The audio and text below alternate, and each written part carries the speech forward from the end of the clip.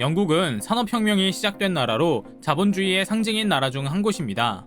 그런데 놀랍게도 미국과는 다르게 원조 복지국가이기도 합니다. 바로 보편적 복지의 대표주자인 건데요. 그런데 최근 화제를 모은 특별한 사건이 발생했습니다.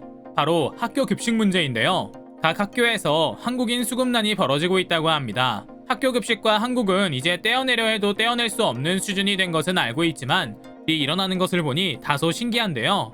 오늘은 영국 최고의 스타 셰프가 영국 학교 급식의 실체를 파헤치고 개선하려고 노력했지만 실패할 수밖에 없었던 이야기에 이어 등장과 함께 한순간에 전국의 학교 급식을 싹 바꿔버린 한국인의 이야기를 전해드리려고 합니다. 잠시 저희 광화문 브리핑 구독 설정도 부탁드리고요. 놀랍게도 급식이라는 개념은 영국에서 시작됐다고 합니다. 전쟁이 끊이지 않던 시기에 저소득층의 부실한 영향으로 신체 검사를 통과하지 못한 청년이 많아져 병사 모집이 어려워지자 급식을 통해 아이들의 영양 상태를 개선하려고 했던 것인데요. 당시에는 영양 개선을 통한 군사력 보강이라는 확실한 목적의식이 있었기 때문에 썩 괜찮은 식단을 제공했다고 알려지고 있죠.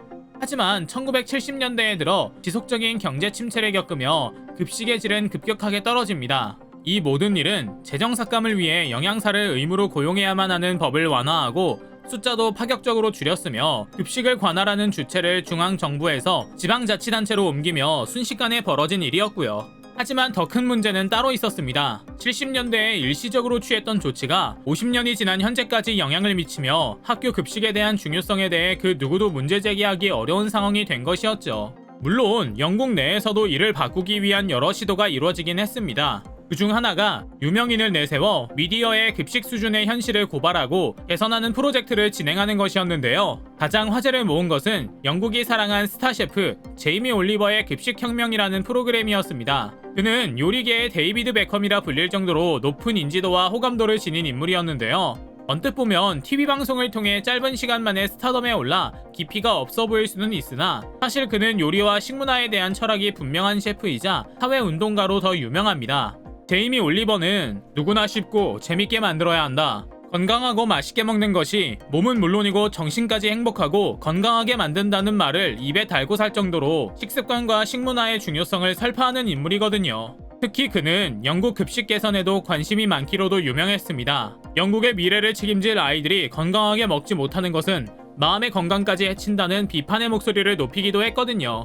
그래서 그는 치킨 너겟, 햄버거, 감자튀김 등 정크푸드가 대부분이었던 부실한 급식 실태를 고발하고 개선하는 급식혁명 프로그램을 제작하기에 이르렀죠. 제이미 올리버는 현장에서 본 급식의 실체는 생각했던 것 이상으로 심각했다고 고백합니다. 처참했다가 더 적합한 표현이었다면서 말이죠. 시작은 쉽지 않았습니다. 이미 정크푸드의 입맛이 길들여진 아이들, 비협조적이고 무늬만 영양사인 영양사들, 이용 효율화에만 관심이 많던 학교 관계자들과 이를 방관하는 공무원까지 곳곳에 방해꾼이 가득했거든요. 그래서 그는 처음부터 강한 충격요법을 적용하기로 마음먹었습니다. 인공적인 튀김 맛에 익숙해진 아이들에게는 너희가 먹고 있는 것이 얼마나 안 좋은 것인지 보여주겠다면서 직접 인스턴트 치킨 너겟의 생산 과정을 보여준 건데요. 닭 찌꺼기와 껍질, 그리고 온갖 첨가물 등이 한데 섞여 들어가 갈리는 모습을 보여주자 아이들의 표정이 점점 어두워지기 시작했죠. 그리곤 그는 질 떨어지는 메뉴들을 싹 다 드러내고 신선하면서도 건강한 재료로 만든 급식을 선보였습니다. 기름이 번들거리는 튀김옷이 아니라 형형색색의 과일이나 채소와 고기를 골고루 넣어 다채롭게 식단을 구성했죠.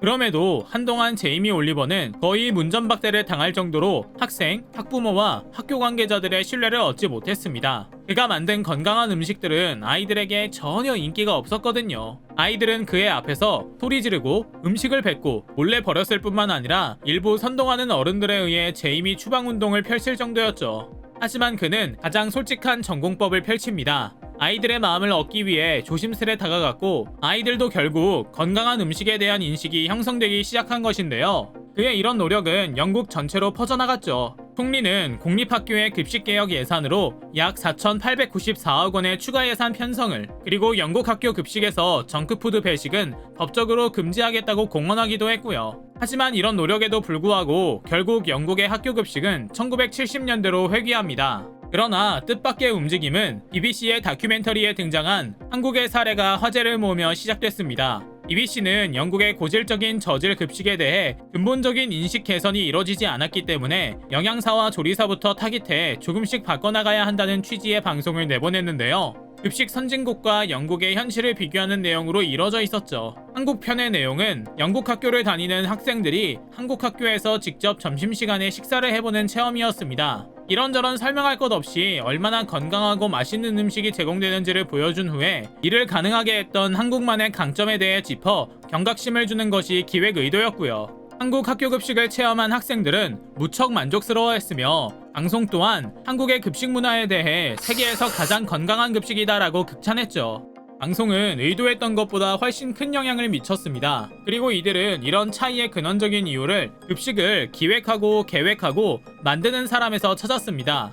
그리고 결국 영국의 한 학교는 한국인 영양사를 고용하는 모험을 강행했습니다. 한식을 먹고 자란 한국인들은 균형 잡힌 재료와 건강한 조리법에 익숙해 있고 이는 자연스레 그런 음식을 중심으로 식단을 구성하는데 영향을 미치게 될 것이라는 생각 때문이었죠. 물론 처음에는 문화가 다르고 음식도 다른데다가 저희 학교가 지원비도 넉넉치 않았기 때문에 그리 큰 기대를 하지는 않았습니다. 영국에서 영양사 일을 하고 있는 한국인을 찾는 것은 쉽지 않은 일이었고요. 그럼에도 학교는 상상도 하지 못했던 일을 해냈다며 그 공을 한국인 영양사에게 돌렸습니다. 영양균형이라는 기본에 충실하면서도 학생 세대 사이에 인기 있는 메뉴, 요일별 별미 등 다양한 메뉴를 구성했기 때문에 학생과 학교의 만족도가 굉장히 높았다고 하는데요. 학부모 앨리스 씨는 집에서는 다른 아이들과는 다르게 편식도 안 하고 가리는 거 없이 잘 먹는 편인데 학교 급식은 너무 맛없다고 먹기 싫다는 말도 많이 했었다. 그런데 지금은 점심시간이 기다려진다고 말하는 것을 듣는 상황이 됐다. 이렇게 쉬운 일을 왜 이렇게 어렵게 했나는 생각이 든다고 말했죠.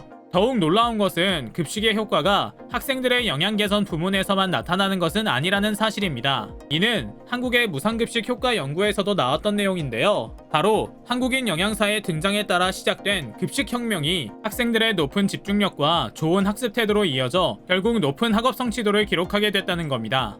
당연히 한국인 영양사가 일으킨 기적은 영국 학원가에 퍼지기 시작했다고 합니다. 병원 등 시기가 특히 중요한 기관에서 한국인 영양사를 고용하려 애쓴다는 소문이 들려오기도 하고요. 이제 학생들을 잘 먹이는 일은 영국을 포함해 미국 등 서구문화권 국가에서도 당연한 일로 자리 잡기 시작했습니다. 한국인은 예로부터 잘 먹는 것의 중요성을 잘 알고 있었습니다. 사람이 곧 보물이자 자원인 나라에서 우리는 먹는 일에 힘써왔습니다. 한식은 단순히 한국에서 난 재료를 한국 방법으로 만들어야만 한식이 아닙니다.